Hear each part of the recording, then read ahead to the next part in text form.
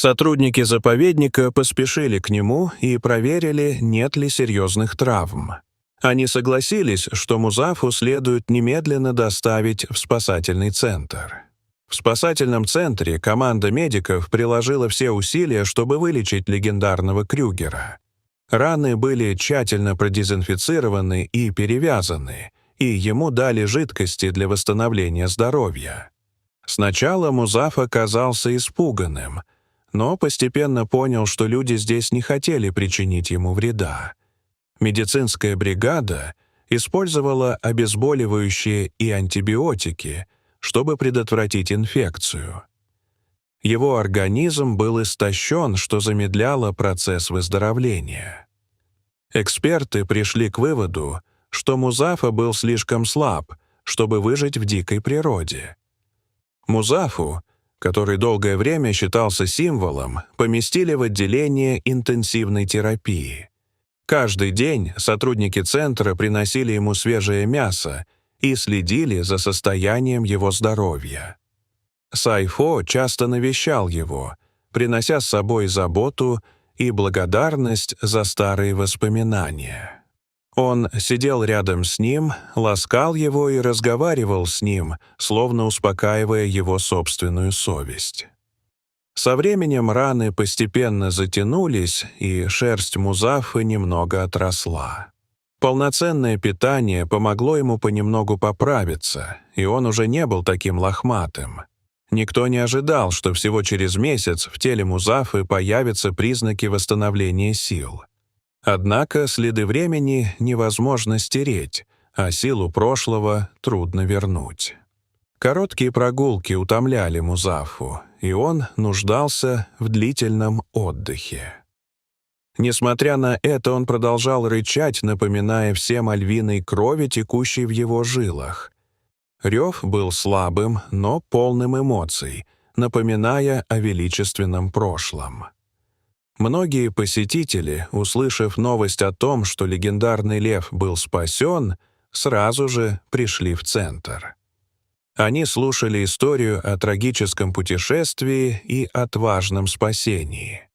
Всех опечалил образ Музафы, который уже не был таким процветающим, как раньше. Сайфо иногда сидел рядом с ним, вспоминая те дни, когда Музафа свободно бродил в рассветных лучах.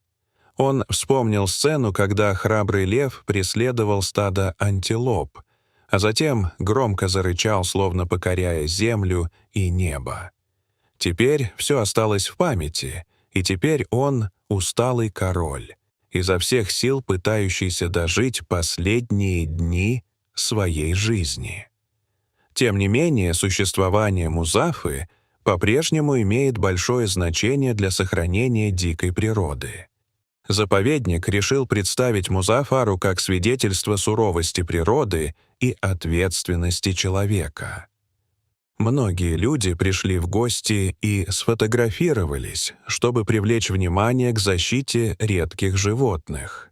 Музафар предстал перед публикой со спокойным лицом, хотя больше не был величественным и сияющим.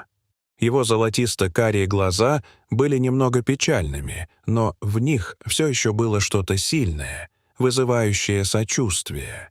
Все понимают, что старость и жестокость природы неизбежны, но доброта может смягчить печальный конец.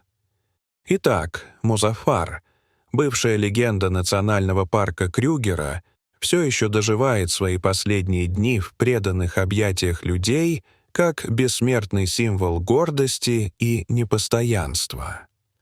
В национальном парке Крюгера в Южной Африке обитает лев по имени Музафар, который известен уже давно. Когда он был молод, у него было мускулистое тело и густая грива, из-за чего посетители не могли оторвать от него глаз, когда восхищались им. Музаффа демонстрирует свою власть повсюду, где бы он ни появлялся, от берегов рек, густых лесов до обширных лугов. Множество посетителей со всего мира съезжаются сюда, чтобы восхититься его редким характером. Благодаря своим охотничьим способностям Музаффа известен как правитель лугов. Его проницательные золотисто-карие глаза и мощная поступь внушают страх любому. Олени, антилопы и даже гиены трепещут перед мощным ревом Музаффы. Вид его, появляющегося на рассвете, всегда производит незабываемое впечатление на очевидцев. Рейнджеры называют его королем без трона Крюгером. Музаффа редко терпел неудачу на охоте, поэтому никто не осмеливался встретиться с ним лицом к лицу. Со временем возраст постепенно сказался на каждом мускуле Музаффы. Былая грива начала выпадать, теряя свой блеск. Некогда мускулистые мышцы теперь были дряблыми, утратили упругость и мощь.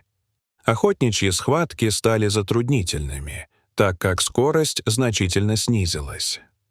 Некогда привычный львиный прайд также распался в поисках нового вожака. Музаффа остался позади, столкнувшись с суровой старостью. Небольшие раны появлялись все чаще, но их было трудно залечить. Туристы постепенно все реже и реже видели его бродящим по лугам. Они слышали только о легенде о бывшем величественном короле джунглей. Музаффа по-прежнему молча боролся с голодом и одиночеством, скрываясь от людских взоров. Жестокое течение времени не пощадило ни одного правителя, включая Музаффара. Много раз ему приходилось голодать, потому что он был уже недостаточно быстр, чтобы поймать свою добычу. Когда у него была такая возможность, Музаффар часто позволял маленькой и проворной добыче ускользнуть. Его гордость была уязвлена, глаза полны печали. Худощавый, с лохматой шерстью, Музаффар устало волочил ноги под палящим солнцем. Но больше всего на свете он боялся постоянных нападений других хищников. Гиены, которые всегда боялись его, теперь поняли, что этот лев больше не страшен. Они следили за каждым его шагом, ожидая, когда Музаффа ослабеет, чтобы они могли нанести удар. Много раз Музаффа весь день прятался в траве, спасаясь от безжалостной погони. Одиночество и старость заставляли его все глубже погружаться в пучину страданий и опасностей. В Крюгере жил рейнджер по имени Сифом Билл, который всегда питал особую любовь к Музаффе. Он следил за его путешествиями с тех пор, как тот был молодым и страстным львом. В своей толстой тетради Сайфо записывал захватывающие охоты Музаффы и моменты его повседневной жизни. Когда Музаффа впадал в период слабости, Сайфо по-прежнему не сводил с него глаз, молча наблюдая и готовый прийти на помощь. Для него этот лев — душа саванны, достойный того, чтобы его лелеяли всю жизнь. Патрульная машина Сайфо часто передвигалась по обширным лугам в надежде найти Музаффу. Много раз он сталкивался с этим в изнеможении, рискуя столкнуться с суровой природой. Сифо всегда колебался, потому что чрезмерное вмешательство могло нарушить законы дикой природы. Однако в нем по-прежнему было неутолимое сострадание. Другие защитники природы также были проинформированы и скоординированы Сифо, чтобы иметь возможность оказать своевременную помощь. Однажды солнечным днем Музаффар брел по сухим лугам, измученный многодневным голоданием. Каждый шаг давался ему с трудом, дыхание было прерывистым. Внезапно появилась стая свирепых гиен, притаившихся издалека. Они поняли, что старый лев уже не так силен, как раньше. Сначала они рычали и кружили вокруг Музаффы, чтобы еще больше запутать его. Затем стая гиен яростно набросилась на него, загнав в тупик. Музаффа попытался убежать, но его шаги быстро замедлились. Когда он остановился, гиены воспользовались случаем и напали на него. На теле Музаффы появилось несколько глубоких укусов, и кровь окрасила его бледную шерсть в красный цвет. Слабого рева Музаффы было недостаточно, чтобы отпугнуть кровожадных хищников. К счастью, Сайфо и патрульная команда были поблизости и вовремя выяснили ситуацию. Они увидели, что Музаффа окружен, поэтому немедленно подъехали ближе. Сайфо, не колеблясь, выскочил из машины и, схватив палку, бросился на стаю гиен. Он громко закричал, размахивая палкой, чтобы привлечь их внимание. Удивленные появлением людей, гиены прекратили атаку. Сайфо отчаянно гнался за ними, игнорируя опасность, чтобы спасти Музафе жизнь. Не в силах справиться с людьми, стая гиен быстро отступила. Музафа лежал на земле, задыхаясь и испытывая боль во всем теле.